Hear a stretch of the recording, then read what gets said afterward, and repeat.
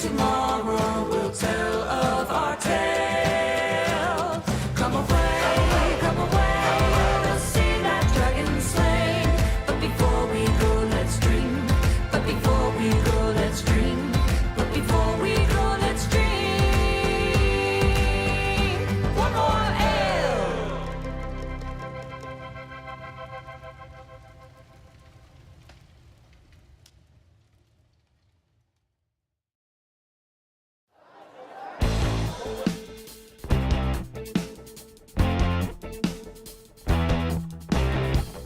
1,000 years you've been reigning terror, stoking up fears from deep in your lair. We're here to tell you that your time has come. This is our kingdom today. Who are the fools who would dare threaten me? Dragon come fall, we'll slay you with our mighty sword. Dragon come fall, your heart will soon be ours. Dragon come fall, you are the beast we're training for. We are the party who dare threaten you. We have no fear of your ancient power. Your rapid fire will not make us cower. We're here to tell you that the spells are cast. You will not last the night. You are the fools who will now feel my wrath. Dragon come fall, we'll slay you with our mighty sword. Dragon come fall, your heart will soon be ours. Dragon come fall, you are the beast we're training for. We are the party who now will fight back.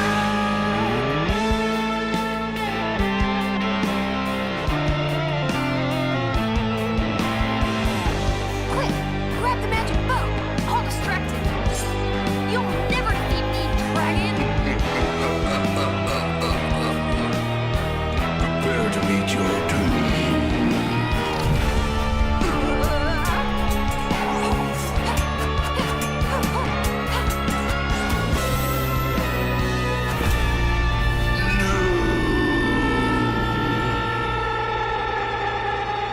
Dragon can fall. We slay him with our mighty swords. Dragon can fall. His heart will now be ours. Dragon can fall. He was the beast we're training for. We are the party who claim victory.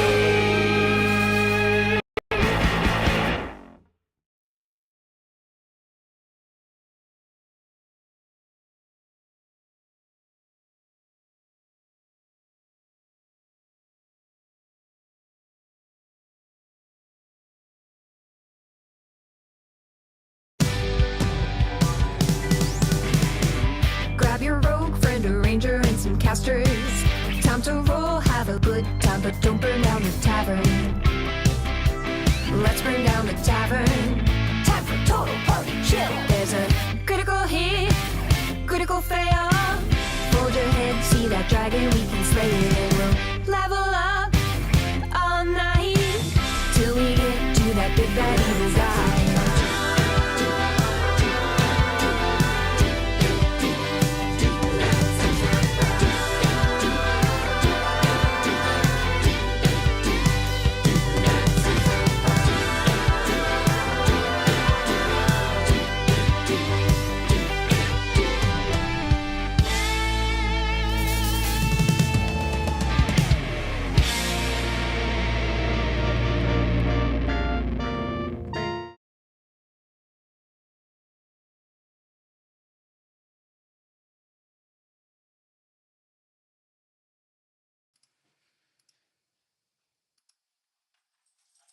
There we go. Now you should be able to hear me. Hello and welcome to Office Hours. I hope you're all having a good day. Apologies for no mic today because, that I'm using my AirPods because I had rearranged my office, but more on that later. Um, I hope you all have a fantastic Tuesday. Got tons of fun things to talk about, and of course, leave as much time as possible if you have any questions. I wonder if I can get this set up in the meantime. Okay. Um, Devin, Dad, Sweater, Chulik, good to see you. Thanks, Odd Squirrel. So first, let's dive in because we only have so much time. Um, I want to talk about a study that we're doing. When one thing to remember, studies for us are um, we're looking at how we want to solve a problem. So a study for us is where we kind of learn more about the problem. And one that we have right now is we want to solve the problem of expired games, of dead games. Now that you can create a game listing, it can live in pending forever. Some GMs maybe forget they have games that are set up and they're still in pending. We are looking at a way to maybe have games expire or archive, something like that. Let me walk you through some of the details on this, and get you can start sharing your thoughts too. But we're just starting this. We haven't even begun the research yet, but it's something we're probably going to start next week.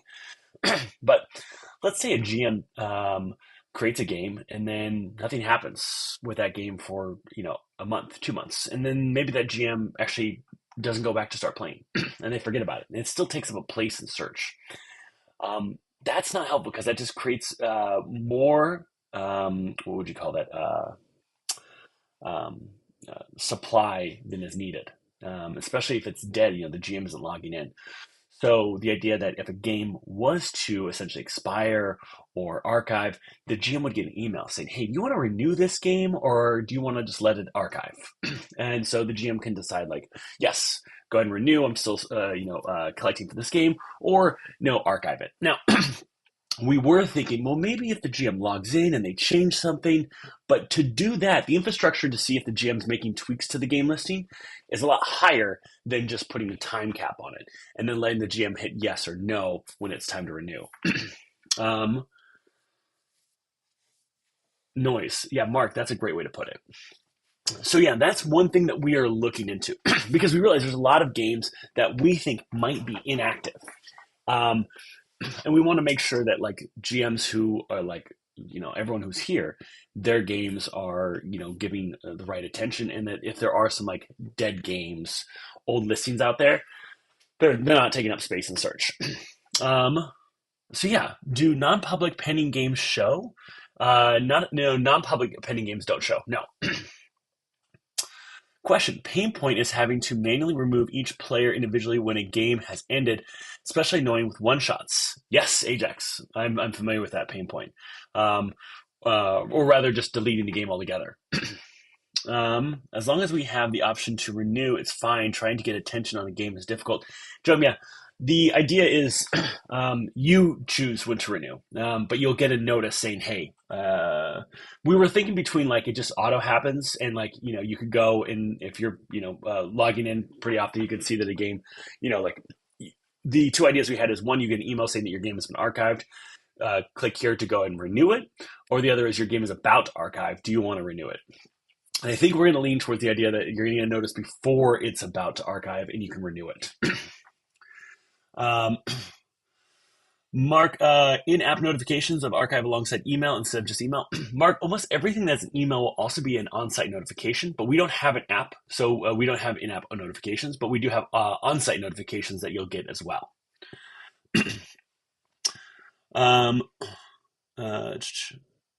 You're unable to delete the game when there are players. I think you can delete the game, but you have to, if you have no sessions, you can delete the game. But so the way we made it is if you have no players in a game, but you have sessions, you can delete it because like there's no players that you're going to lose out on, because people used to actually delete their games and like, oh no, I have players in there. And so we thought, well, it's going to be really hard to delete your game if you have sessions. So if you delete all your sessions, you should be able to delete the game, no problem. But let me know if that's not the case, because I'm pretty sure that's how we designed it.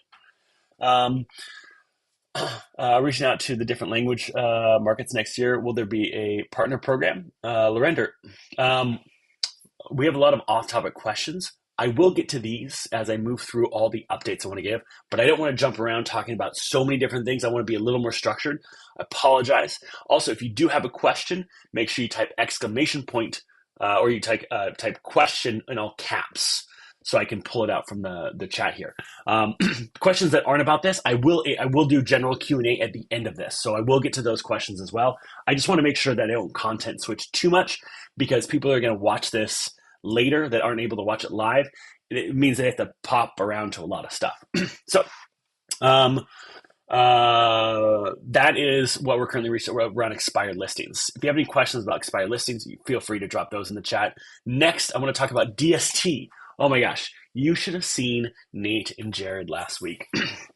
So before we thought, should we change people's times?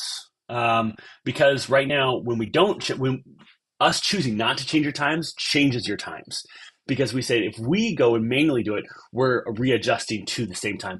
Rather than, it might sound like semantically, hey, just keep it at 8 o'clock all the time. That means we change your time. So when the time shifts to 7 and you had a game at 8, we are manually saying, no, move it back to 8. That's something we had kind of avoided doing before, is actually touching your game schedule. But it was such a nightmare and frustrating for so many GMs this past DST that we thought, okay, we're definitely going to make this way easier.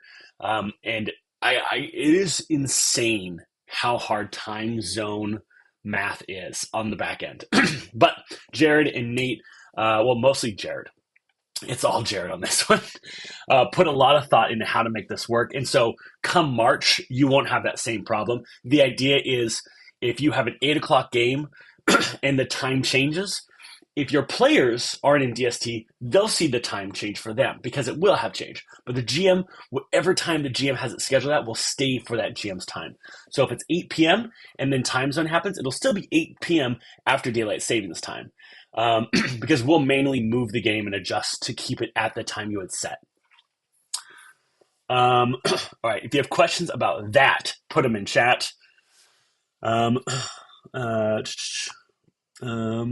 Joe M, it was a disaster this time around. Yeah, it's because we had schedule and because a lot of people were changing their session or their schedule, but not both. But you won't have that same problem in March. Let's see. Question, how would the affect place that don't observe DST like AZ or outside the US? So faux Phoenix, it would pretty much more affect players because the time that your game is listed at will be whatever their state or their country or their time zone observes. So if you have 9 p.m. on your game, right, and a DST happens, we're going to keep it at 9 p.m. So if you don't observe it, then it would stay at 9 p.m. as well. I hope that makes sense. Let's see. Jared, yeah. Listen, my brain stopped working as I was looking at the problem Jared was trying to solve with time zones. Because here's the thing. You have to account for all the different time zones, but you also have to account for the fact that we have to change a time to account for it. And you're doing this all in UTC. My eyes began to glaze over the more they were talking about how this problem works. Red Star 68, do I need to change my game time? No, that's what we're talking about is the fix that Jared will be launching for the next DST that will be coming out means you won't have to do anything. Leland Vaughn, as long as you got a working plan to fix it, yes. And I can't really explain to you what Jared is doing. Jared just told me it's going to be fixed. Don't worry about it. But the fix is instead of us not moving your times and daylight saving moves in the times, we will manually adjust. Well, not manually. We will automatically adhere GM's times that you schedule to the locked time they've chosen. So even though like technically in the database they switch because the time zone does change or the daylight savings changes, we will then have to swap it back up to the new time, all without making it look like there's much of a difference.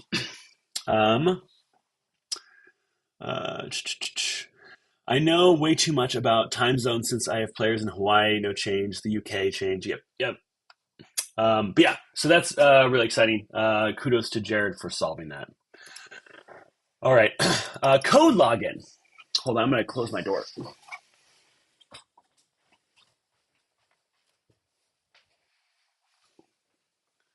Ba, ba, ba, ba. Okay. Um, did any of you see the update with code logins last week? That was where we changed the magic link where you could click a link and it would log you into an account, log you into your account. Now it's a code. Why did we do this? Well, it helps a lot with attribution, helps a lot with keeping the same device. So let's say you saw a start playing ad and you're like, this is cool. And you click it on your phone or you click on your desktop and you go through the flow. It's like, oh, check your email for a link. Then you go, maybe you switch from your desktop to your phone or your phone to your desktop. And you click that link. The flow that we have kind of changes now because you're on a different device than you were before. That makes it really hard to say like, oh, this person came from this pathway or they came from this pathway or this is what drove their traffic here. Another thing is, I don't know how it works with Android phones, but I know most of you who have iPhones, you've opened up an email link, like a web link in your email. And it opens up a browser window, but it's not really the browser, right? It's like a browser inside of that app. That's called an in-app browser. Then you're logged in on the Gmail in-app browser or the Apple Mail in-app browser, but you're not logged in on your actual like Safari browser. It's kind of a nightmare. And this avoids that because you'll be using a code so you can log into whatever browser you're on. Shitness, thank you so much. Yeah, so you have in-app browser. I assumed as much, but I didn't want to assume. Okay. So the login code helps a lot with all of this. We also think it helps a lot with creating an account. And we've seen a little bit of an uptick, but we'll know in about 2 weeks, especially with starter set, if this change helps new players make it easier for them to sign up. We also know that social sign-on does really, really well, but this is one of the other ways we're looking at. Okay, what else do we have here? Review enhancements. Let's check this out. Okay. Let's see. Do we have a screen capture this? Okay. Team, check this out. Nobody noticed this. We launched this earlier this week. I'm going to show you something kind of cool. Let's see if I can make this. There we go. Okay. Go this way. There we go. Okay. So what we're going to do is we're going to go and we're going to find a GM. Okay. Ben competence. Okay. And we're going to see all of Ben's reviews. We can now sort his reviews on most recent, least recent, most sessions, least sessions, highest rated, and lowest rated. We can also search his reviews with fuzzy search, so rule. So I can read anytime people have talked about rules or rule of cool. So there's no rule of cool, but I can also look for things like, welcoming. And I can see like, oh, this is when they've been like very welcoming and kind to me.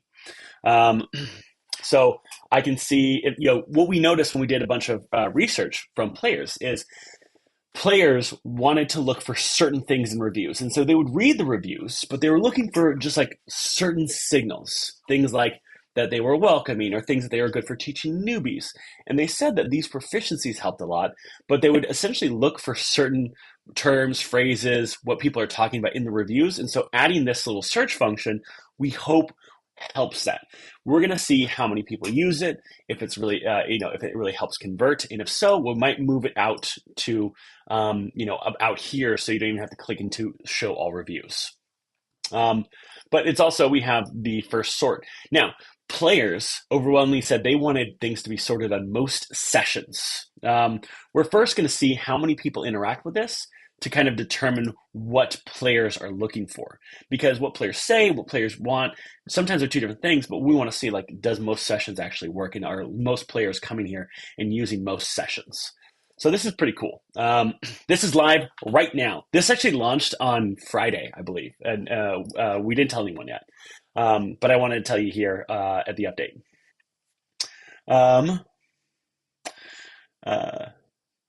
We updated the logo with it. Oh yeah, I don't know if anyone noticed this, but you see the Start Playing logo is a little different. We have a little more character in this logo type. Okay. Let's see. Any questions around the review? This review update here. Okay. Cool. Oh, I love the emojis. Okay. Let me pull this up. Payment estimate. We are. Let me close this out.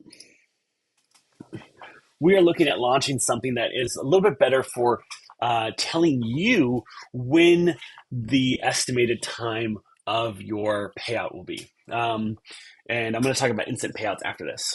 But I talked to a handful of GMs, and a lot of them are concerned about, like, when is the money coming? And sometimes people will pay out on a holiday, but they'll kind of forget it's a holiday or forget there's a holiday coming.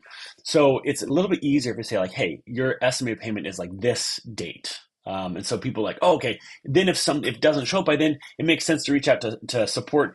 Most of the time when people reach out to support, it's because, like, they forgot there was a holiday, or it's the first time setting up payouts and the payout had the wrong, like, routing number, and they had to adjust that, and then the money shows up. But just a nice little quality of life improvement, being able to show GMs, hey, this is when you can expect the funds to arrive. But instant payouts, because you don't have to worry about when that money's going to arrive, because it happens instantly. Instant payouts will be back in like a week, 2 weeks tops. The team has a fix for it. We're rolling it out. And if you had it before, you'll probably see it come back on. Brand new GMs won't get instant payouts right away. They'll have to essentially, once there's enough data, Stripe will have verified them, and they will unlock instant payouts. Now, I'm not going to say what that stuff is, because putting that out there into the wild can let scammers and fraudsters take advantage of it and exploit it. But Stripe has a verification process. After you've had enough transactions, enough time, and you've kind of met the requirements on the onboarding on Stripe, you will get access to instant payouts. Most people who already had instant payouts, I think like 99% of you, will have instant payouts back once it relaunches. You won't be under the threshold of requirements. Bring back the infinite money glitch. Okay, cool. Is there enough data, and do you have any metrics around starter set games? I can talk a little bit about starter set games. I would want to say that, like, we see that they are working right now, but they are not working, as I would say, efficiently. As from an ads perspective, right now, I think some of you. I told some of you in the starter set, but the first week we launched, it was $100 customer acquisition cost. Now, that's probably going to drop. That dropped a little bit, but it's going to continue to drop as we begin to kind of refine things and kind of figure out exactly how to target these users and how to do it efficiently and profitably. But right now, it's on the top end, and we want to see it kind of move down. I will tell you this: last week, we had the highest amount in the history of Start Playing new players booking games on Start Playing. It wasn't just starter set; it was just like overwhelmingly. We've noticed that the starter set campaign has generally lifted the awareness of Start Playing with players across the board. In fact, we've seen that same rise be the same equal amount of game distribution from the past week as well. So what that means is, let's say in an average week, X game has 50 to 60% of people playing it.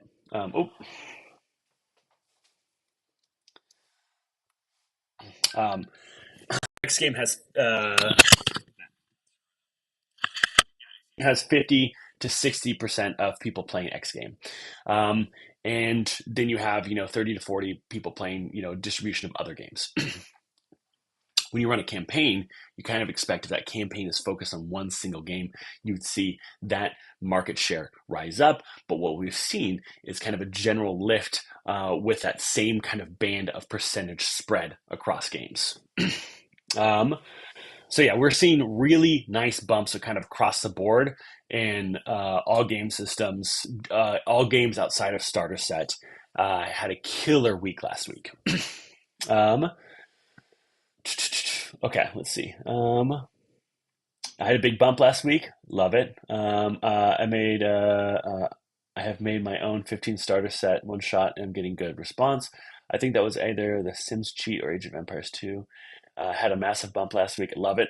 um, GM Chris, is starter set ever going to be open to other VTT? GM Chris, yes. Starter set is going to be open to a lot of things if it's successful. Folks kind of is like, hey, why is it just like this? Why is it just D&D maps? Why can't I use this and this and this? Is because right now we want to test this out as lean as possible. And so having one website that a player needs to learn rather than two is easier. And it's also just like there's very little for players to have to learn. Now, as time goes on, we'll expand. I'm talking to Roll20, and they're very interested in this. And it would be great if Fantasy Grounds and Foundry also wanted to get involved. And where I'm also talking to other game systems that are interested in using Starter Set for their own game. So I'm hoping Starter Set can expand and be a lot of things to a lot of people. Okay. DM Workshop, I have that as a talking point in a little bit, so I'll go over that later. Thomas. Friendlies. Friendlies. That data really hasn't changed. The most popular day is Sunday, and the least popular day is Monday, and it kind of gets more popular starting from Monday to Sunday. That's been the case ever since. The most popular times are the U.S. evenings after work hours and weekends. The most popular systems is D&D, and then everything else is kind of shares in that. The most popular campaign is Curse of Strahd. That stuff hasn't really changed, but the big problem is so many GMs are trying to focus. Not so many GMs, but sometimes the GMs want to focus on like, hey, what is the time I should run my game? When I want to really say, when can you run your best game? When can you run your best game? Because if you get off work at 5 and you're trying to run a game at 6 p.m. and you have to commute home, maybe work is stressful, you're not going to run your best game ever at 6 p.m., right? So I always say, like, when can you run your best game ever? Because running your best game ever is what's going to keep players retained and keep them coming back and playing with you. So those numbers haven't really changed much, but what you do have complete control over is when can you run your best game ever, and focus on that, because that will give you the highest level of retention, which will lead to your best growth. Okay.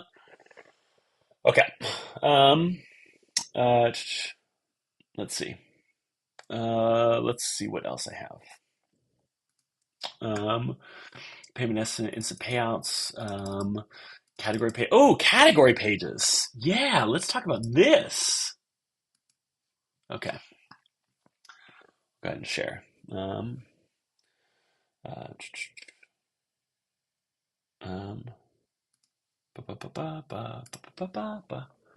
Okay. Let's see. There we go. Look at that. Look at that. Look at this. Okay. So we're creating these landing pages for Start Playing. These landing pages are going to be system specific. So it's going to be D&D. It's going to be Curse of Strahd. Not Curse of Strahd. It's going to be D&D.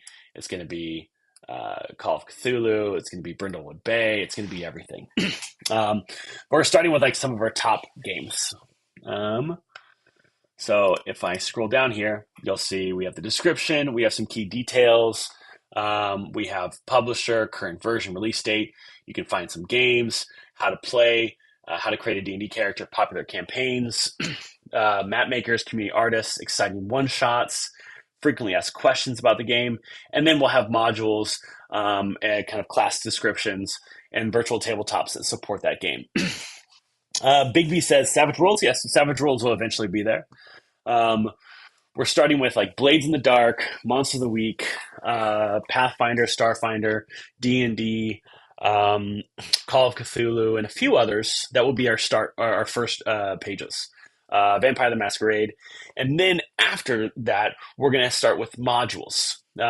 So if you run Season of the Ghost on Pathfinder, that's going to be one of the first modules we launch for Pathfinder games. Also, if you're running Season of the Ghost right now and you don't have it marked on your game template, you should go mark it. We're going to add some more Pathfinder adventures. We're going to add a bunch of D&D ones. And then we will slowly, as we work with other partners, add more. So, as we work with folks like Kobold Press, we'll add Midgard. As we work with folks, Humblewood, we'll add theirs and kind of expand those sections. Eric, we'll probably have a Cypher one as well.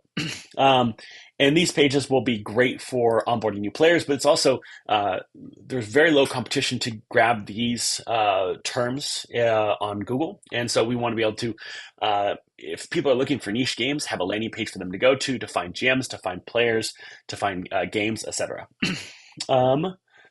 Ajax, is there a drop down to pick a specific adventure? Yes, Ajax, when you go to the game template and you click D&D, it'll have an option for you to choose what module you are using. Under Learn to Play is actually going to be a content block that has actually like how to play the game.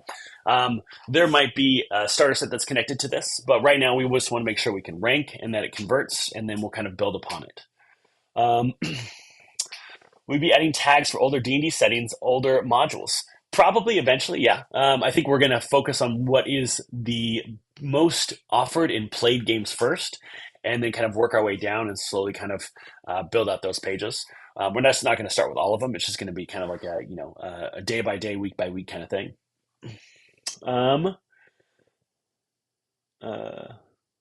So up to fire. Rolly, it's firing right now. It's firing pretty well right now. But yes, there's still going to be a lot of changes that come in March as well. January. Awesome hat, thank you. Okay. Pumped for highlighting all those systems in more dedicated ways, like Brindlewood Bay. Thank you. Okay. Starter set. Starter set's done pretty well. We want it to do even better, though. We know that ads are driving traffic to it and people are booking in it. We just want to kind of make that a more affordable path. Not affordable, more profitable path. So we're working on that right now. Let's see. We talked about future custom payments and how we're going to change that last week. Let's see. The webinars, the GM workshops, the GM webinars, Sarah did an analysis on them. We found there's a lot of signals. GMs get a higher review amount. It seems like the request amount goes up as well. So we've noticed versus the control group and GMs who participate in the webinars, the GMs who participate in the webinars are more successful afterwards. So we're going to continue to run those, and we're going to run them for another 3 months, and we're going to do another analysis of those webinar participants and see if we've had the same outcome. We got some questions here. Are you going to be opening starter set to new DMs soon? Joe M, not yet. If it continues to succeed, we will open up to more and more new GMs.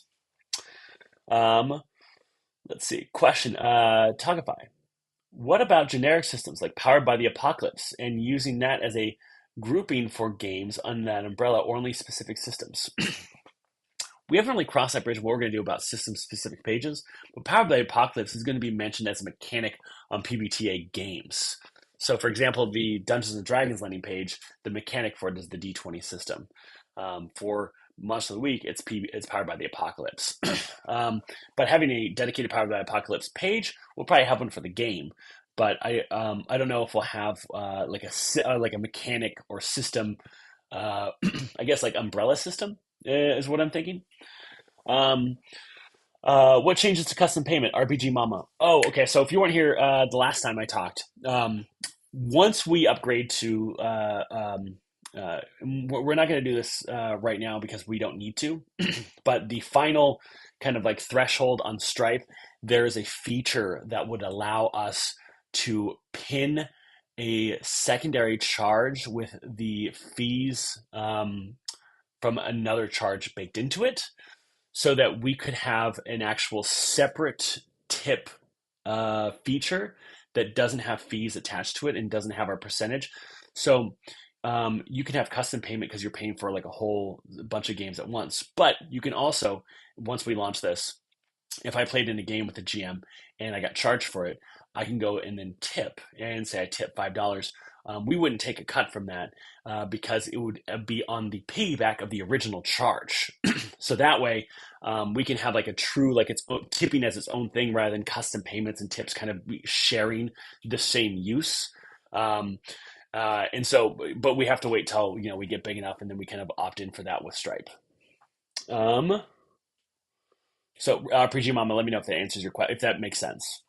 Are you looking at ways to let us run our best game and starter set by running on the VTT we know and how well to use? Maps is frankly a horde experience from the GM side. Keith Langley. I kind of already explained why we're using maps to start with. Now, we might expand, and we'll probably expand with the partners who also want to leverage that, whether that be Roll20 or whether that be Fantasy Grounds.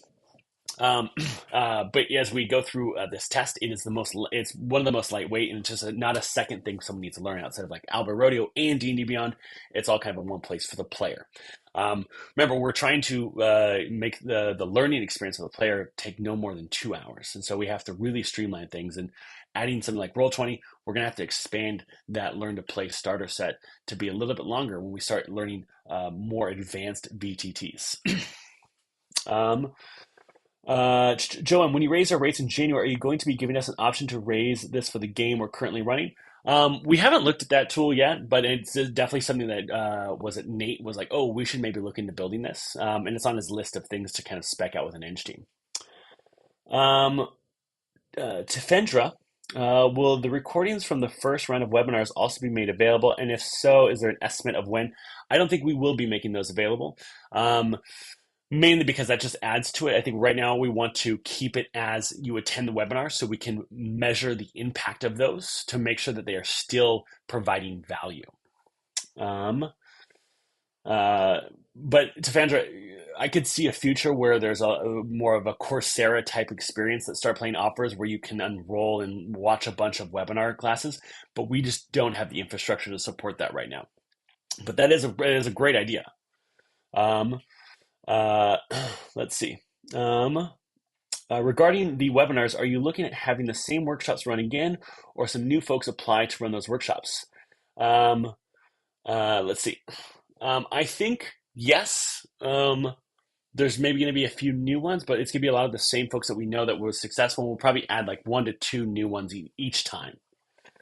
Okay. Let's see. Let's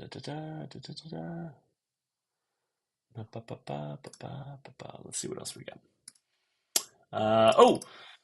There's a nice new CX admin tool for response rates. So if you got a spam message, we just have to have our engineers go into the database and actually remove that from the calculation. The CX team now has a tool, so that stuff's going to be a little bit faster. If you have a spam message or you have something like that affected your response rate, the CX team now has a tool that makes it a lot easier for them, so they can control it rather than having to put in a ticket for the eng team. Tefandra, follow-up on webinars. Some were capped at 5 and some at 30. Is there any plan to make sure there are more seats available in the higher demand topics? There shouldn't be any that were capped at 5. I believe one of the things I request is that we have at least 20 people. So I'll look into that, but it should be at least 20, because the idea is like we need to maximize how many people can take these so we can get, as many GMs succeeding as possible.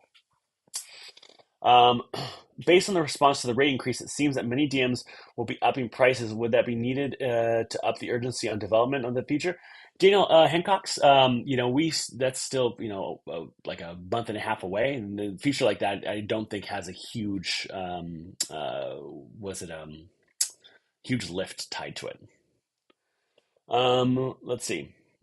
I agree with Joe. Really appreciate the function to adjust costs. What's really interesting is every GM that we've seen that has the highest retention rate and the highest request rate, when they've changed their prices, it's usually been at the switchover, but having players readjust and just like join at the new price, they've never seen a churn of people dropping out. So it would be really interesting when we have this to see how many people churn at the request, because we haven't seen that elsewhere. So I'm excited to look at that data. I notice my games don't show up on SPG and are searchable when they are active, but have no scheduled sessions. Is that a correct observation? Jonathan says, I notice my games don't show up on SPG or are searchable when they are active.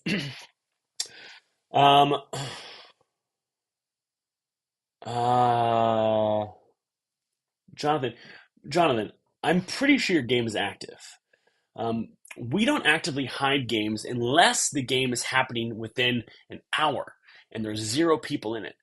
Actually, if your game's happening within 4 or 6 hours, one of the two, we remove your game from search if there's 0 people in it. If your game is about to start within an hour, we remove it from search. So the other reason your game might not show up in search is because it's it's marked as private. So if you want to put your game link in chat, we can look at it right now and see if we can find it in search. Nina, I've seen that many people comment on the Discord that the onboarding seminars have schedules that have conflict with their daily jobs. Would you be willing to take a volunteer to offer more people on those Discord? Would love to help more. No, we're not looking for volunteers because we feel people, but we are looking at in the new, in December or January, having some GMs who've led webinars and succeed with that to also leading the GM onboarding. It's something we've talked about, but we just kind of we wanted to make sure that the GM webinars were really successful before we moved on to this new project. But we do want to bring in a few game masters who've done really well and start playing and have them lead the onboarding because we think that would help on those off hours and folks that are international. So that is something we're thinking about. But Nina, if you'd like to throw your hat into the ring when that comes, and if we kind of open up to the public, I'll definitely make sure you're included. Active with no session scheduled should. Active with no. Yeah, because yes, Keith. Sorry, not pending. If it's active as sessions. Thank you, Keith. I read pending the different way. Yeah, because your game would have a schedule. Question. Anytime you frame on when listings that shifted, any time frame on when listings that shifted back will be fixed. Israel, you just got to go in there and change it. We're not going to manually override that.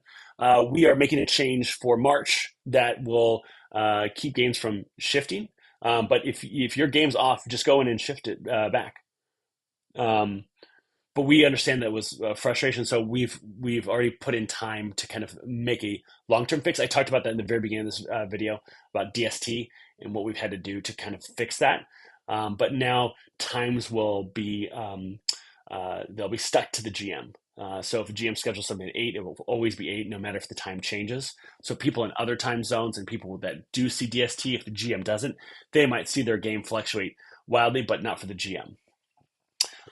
Israel, did you also change the schedule, the 3 little dots in the top right-hand corner? Because I think a lot of people changed their sessions, but they didn't change their schedule. Joe M. And Israel, I might not be able to offer live support here, but if you are still having problems, I would reach out to support because they can go ahead and take a look for you. Joe M., could you add an option for players to look for games specifically that have players but not enough? that might help get some games going that are sitting in limbo with a single player. So there actually is that. Uh, there is something we wanted to do with being able to see seats filled. Um, and if when we revisit search, because we want to revisit search also with like the type to complete and some of those other features, we probably will look around like seats filled as a potential filter. Um, Jonathan, I actually had players ask me to raise their prices in games after a price increase. Very kind of them to offer, but players really can be super kind of generous. I know, 100%. Israel Peak, I did, I will. Thank you so much, Israel. Um, let's see. Question. We have the search manipulation soft block in place, which is great.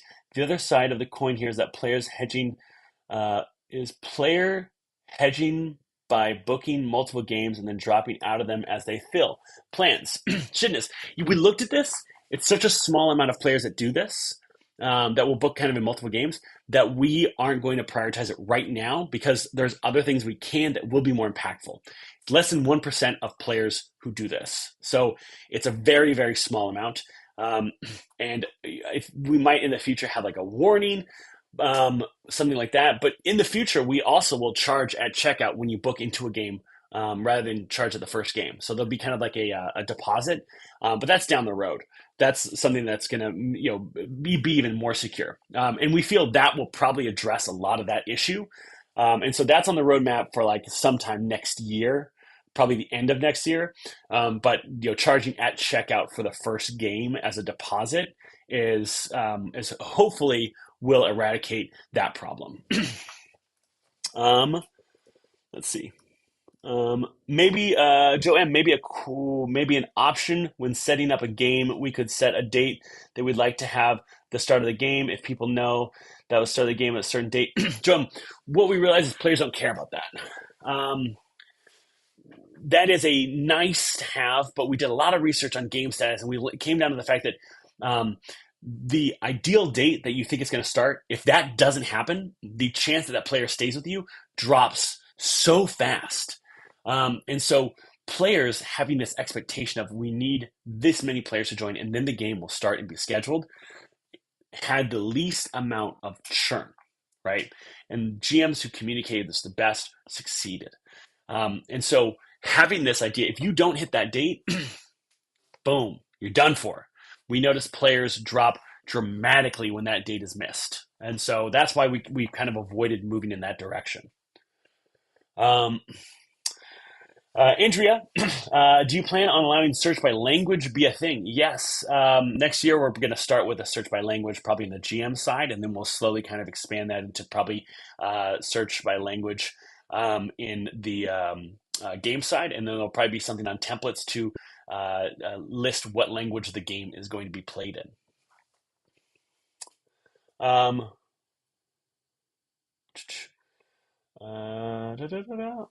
Copernicus, big fan of charging at checkout. Scale Scribe, I know during onboarding it's recommended that DM post an actual picture of themselves for their avatar. My question is, can I advertise my games to? My question is, how else can I advertise my games to draw more players? Scale Scribe, go to the Discord, type !tips, use all those tips, take the GM onboarding, take the if you haven't already, take the webinars that are going to be offered next month. Go to GM chat, read some of the feedback other people are getting on their listings on what they're doing, and start applying that into everything that you're doing. That's the kind of the best way. Because here's the thing, you'll start reading the feedback. Like, you don't have to put your game listing up to figure out what to do. There's like a listings feedback channel. You go in there and you start reading other people's listings, and you will really quickly figure out what you should be doing to make your game listing pop even better. Okay, wow. That went by fast. I added an extra 10 minutes into this. So I know we had a bunch of questions at the beginning that I said, hey, let's not talk about those yet. Let's save those for the end when we're in general Q&A, which we are now in general Q&A. So if you have those, please put them in chat. For others, just general Q&A. Let's see if I can find those old ones too. Thomas Eds, GM Workshop. Let's see. Is there way too much about time zones? Okay, I can't find them. Any plans to accept BRL? Yes, there's a internationalization plan to charge. The GM can choose what currency they want to charge in, and they would also get paid in the same currency. Um, it's one of those prices that we're just kind of like looking at the long tail of it. But yeah, there's plans to kind of change the currency that's charged in BRL. I don't know if that will be I think that's the Brazilian real, right? I don't know if we're going to be charging that. We're basically going to probably look first where most of our charges are coming from, and like where players are, and then where GMs are, and we're going to make the decision around that first. Um, Artemis Cosplay says, "Question: As a new DM on the platform and the campaign I posted isn't getting any traction, how is it possible to get more? Did you? I feel okay. Artemis, have you taken the onboarding? Let me know in the chat. Daniel Hancocks, any plans to have a custom payment tips have a dedicated link like the DM review link? Daniel Hancocks, maybe it really depends on when we go to.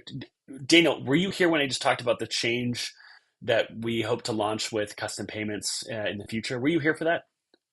Okay, Artemis. All right, great. You've taken the onboarding. Next, you need to have your peers review your content. Go to the GM Discord, right? Go to the game listings feedback. Read the feedback that everyone else is getting on their game listings, and see what applies to yours, right? And really review that. Also, do the exclamation point tips or advice. Tips or advice. I forget what it is. It's one of those two. And read that entire blog post. Also, there's a few emails that come from me, Critical Success. Read all those. Those all have tips on how to write your best title, how to have the best artwork, how to have the best listing, how to have the best profile. All of those things, there's no such thing as a silver bullet. There's no like, hey, if you do this one thing, you're going to be super successful. You have to do all these things. Like I said, no silver bullet, no arrow of slaying. It's just 1,000 crossbow bolts. And each one of those crossbow bolts chips away at the great Tiamat's hit points. Okay. Daniel. Yes, I was wondering if that would be linked. Yes, part of the next stage. So it would have to somehow be linked to the session to know that it needs to charge it with that session. But there might be some sort of like custom payment link that is universal. Or it might kind of auto revert to the latest charge, something like. But we understand that is a problem. So if we go to like retool that, we definitely want to make it easier that you can just send one link or just have kind of a one button for everything. It's a lot easier now than it used to be. Is there an estimate of how many listings are actually inactive and likely to be archived at the moment? No, it's kind of hard because we don't have a definition. We don't have a definition for expired.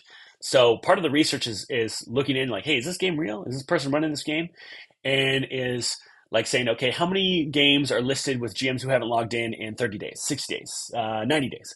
How many games have not been edited? And then, also doing like a small sample size of reaching out to some of those GMs like, hey, are you running this game? And seeing like what they say and things like that. So we're going to get an idea that's going to kind of help us figure out like a timeline and like what an expired game is defined as. Let's see. Statement. You're doing great job, and we really appreciate the amazing work. Can you believe how? Can scarcely believe how well run this ship is. I'm illiterate. I mean, I think it's really because we have a small team, right? We're a small, really hyper focused team. But the thing is, we can't do everything. And so what we do, we have to put so much energy behind. I mean, think about this. Like there's the entire company's marketing is me, right? Our entire customer team is 2 people. Our entire development is 4 people, 5 people. Our entire finance side is 1 person. Our team is very small, but we're very focused. And thank you for the comment. And it has helped us be like incredibly impactful in the things that we go for because instead of trying to do 10 things and do a little bit of all of them, we want to be so focused that we do 2 or 3 things and we see the impact on them so we can do even more of that thing because we know it's returning for you, our users. Let's see. You checked for interest in social media workshops earlier on Discord. Is that a GM workshop like the webinars, or is that something you were considering running? Any more info on that? Yes, if you go and check that same thread, I'm going to be running a little webinar here on YouTube on Thursday talking about how to use social media to grow your own brand. Because you might be like, hey, I'm a GM, I'm going to start writing my own modules, or I might want to start being an influencer, or I just want to have a social media presence so when people look at me after finding me on Start Playing, they're like, oh, I want to book with this person. Or maybe you just want another channel where you can acquire customers. I'm going to kind of just give a general like 101 crash course, and then we might build upon that. I really like the idea of maybe having a mastermind where people sign up for 30 days and they have to commit to like doing X things to be part of it. But there's only me, so I don't have the time for that. So I'm going to do something that's a little bit larger scale, but hopefully gives you tons of insight, helps you grow on whatever your goals are. But there's just so many basic things that people can be doing that could, I mean, for example, if your GM profile link isn't in your Discord profile, you're missing huge opportunities to find just even 1 to 2 customers that might find you that way because they liked how you replied to something in another server. They thought that was cool. And they click on you like, oh, and they might find your profile. And then when they find your profile, then maybe later on Facebook or Instagram, they get remarketed one of your games because they looked at one of your games because that's how the catalog ads work, right? These are really simple things, right? But some people just don't think to do it. So just stuff like that I'm going to go over this Thursday. And I made a little event. And you can sign up for that event to be notified. Let's see. Cyborg Prime Games. Hi, I'm new and all set up. Just scheduled my first game. Any tips? Yes. This one. This one right here. And then read all the emails. And then join the Discord and leverage the Discord. Question, Nina. When you mention that GMs haven't logged in, does that actually mean log in or include also activity on the account? I mean, it means all sorts of things. I mean, we need to define what expired means, and maybe they haven't logged into the site in 30 days, or maybe they haven't updated the game in 30 days. So it could be either. A Copernicus question. You said reviews are supposed to be default to most sessions. No. What we learned from our surveying with players is that they said they liked the idea of most sessions being the default. Right now, we're still on most recent because that's what it's always been. We're going to see what players do now that they can filter that sort and see if they're sorting on most sessions and then they're converting at a high amount, then we'll probably switch that default because we're seeing action that the user is taking that promotes that that new path or that new sort. Let me know if that makes sense in the chat. Andrea, you are doing a fantastic job as a professional in the gaming industry. Don't overreach and grow slowly and sustainably. That's right. Question, actually follow up. Is there anything we as a community can do better to help SPG do better?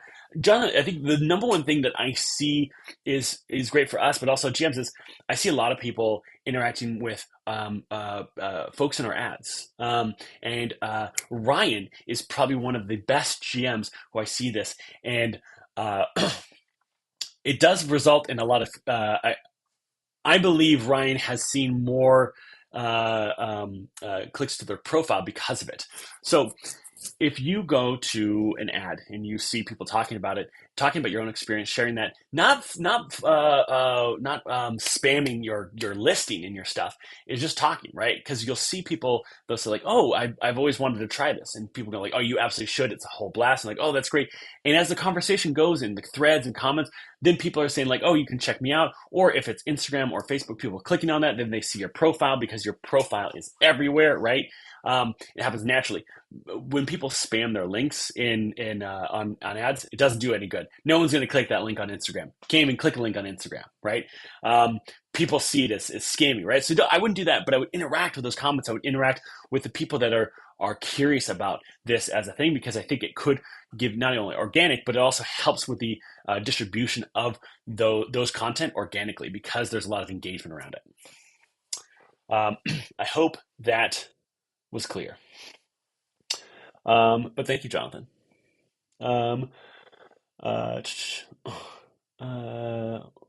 question: how long till you get the? Did you do the onboarding tattooed on yourself? I first need to get the SPG wizard hat tattooed. I told Nate if we hit a certain goal, Nate agreed. Nate, my co-founder, said he would get a tattoo of the wizard hat as well if we hit that goal. Um, uh, Mike, I talk up SPG at every con I work, and next up is PAX U. Let's go. I'm excited. I'm going to be at PAX U for just like 2 days. I'm in and out, but very excited to be there. I wish Start Playing was doing an event, but there's no time to put something together. And PA is really hard to find a space. Last time we got really lucky with like a kind of a last second event.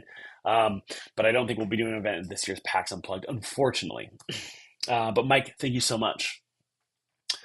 Um, can a single player post multiple reviews the same game they participate in, or would the reviews seem like they are posted at the same time? Scale script. So when a player leaves a review and they leave a second review, it actually just updates their previous review because only one review per player to GM. It's a 1-to-1. Has anyone mentioned the typo at the bottom of the ad in Journey? Ajax, yes, but here's the problem. That ad continues to do really well. Um, and so if we switch out the asset, it has to go back in the learning stage. But the ad is doing so well that it's like, why even bother? It's really, really funny because I saw that that typo, and I looked at the ad and I'm like, well, I can't change it now because the ad is converting at a really great price, and so you can't really change it. So yeah. um, uh, GM Ryan Adams, glad it was not come across as spammy in any way. GM Ryan, so here's the thing. I actually wanted to message you this, but I'm gonna give you this public praise. The way you've interacted with folks on social, I went and looked and I saw, and it's really hard to do this, but I went and saw. It looks like you've seen around a 10% increase to people viewing your profile on Start Playing. Um, so I can tell you for a fact that what you're doing is getting eyeballs on you. Thomas is excited to hear about the workshops. Swing by Arkenforge booth and say hi. I absolutely will. What about Gary Con and Gen Con? I'd like to go to Gary Con. Luke said that they would maybe get me access to get into the actual hotel because it sells out every time. But it might be Gary Con next year. Gen Con I'll be at, but Gary Con is maybe is a big if. And more on that later. There's a really fun surprise I have for you guys next week or the week after this. Mayhaps the typo is forcing people to pay attention. I know the typo makes people click. It's so fun. Like, was it? There's something about like typos because people will go and they'll comment on it saying like, oh, there's a typo here, but that engagement does allow for like to get a wider distribution.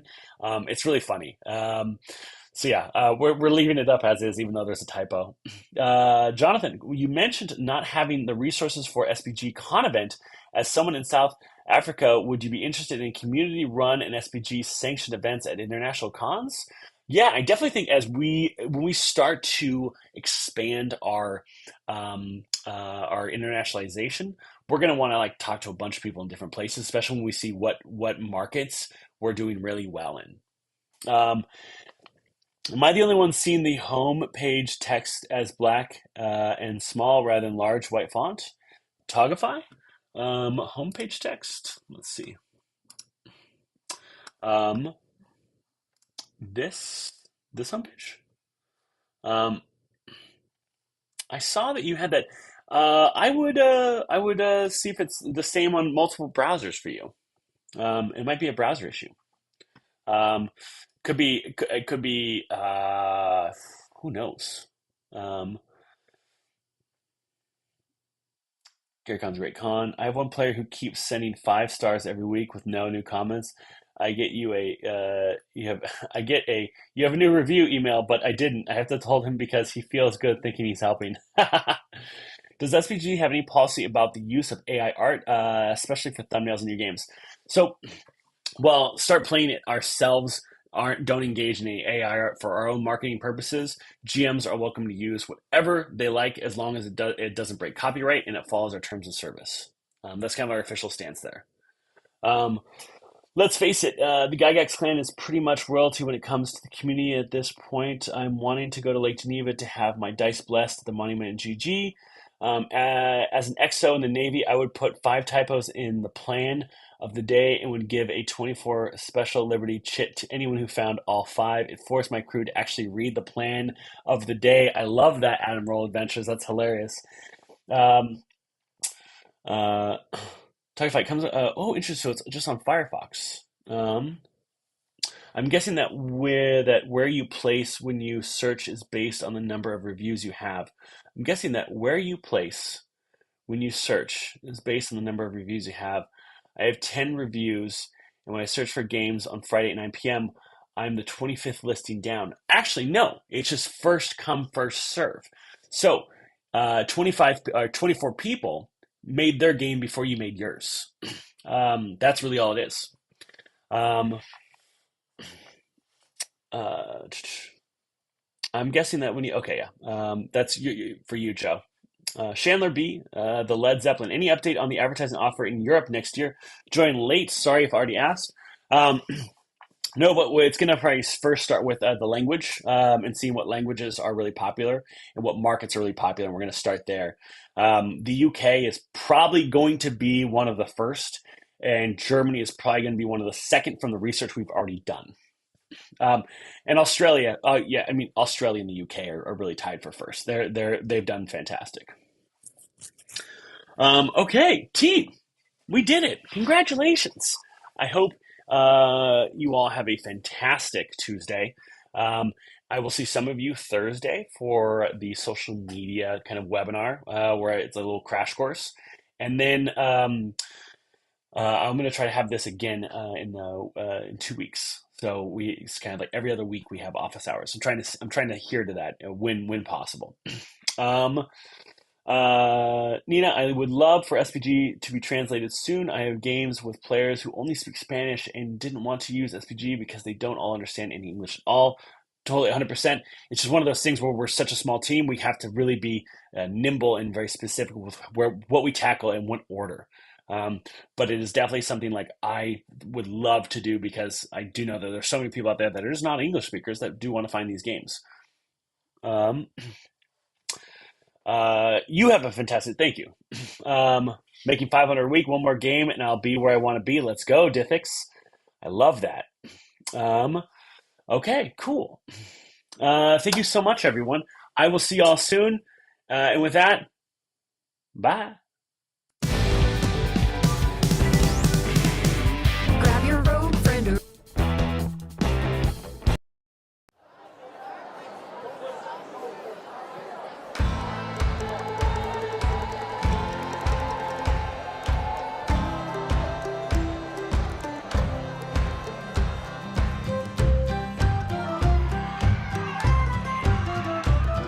We've come on down to the tavern for trouble and for fun, and to talk about the old prophecy.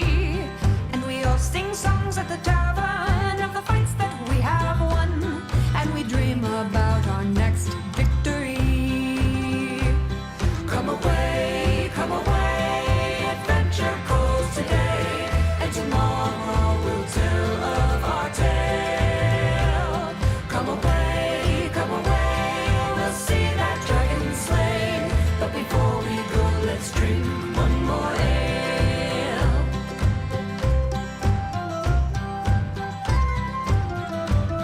Well, we won't burn down the tavern like the times we did before. It was not our fault, we swear honestly. But we'll do our dance at the tavern with the bards who've traveled far, and we'll ask them other places they've seen. Come away, adventure calls today, and tomorrow we'll tell of our tale. Come away, we'll see that dragon slain, but before we go, let's drink one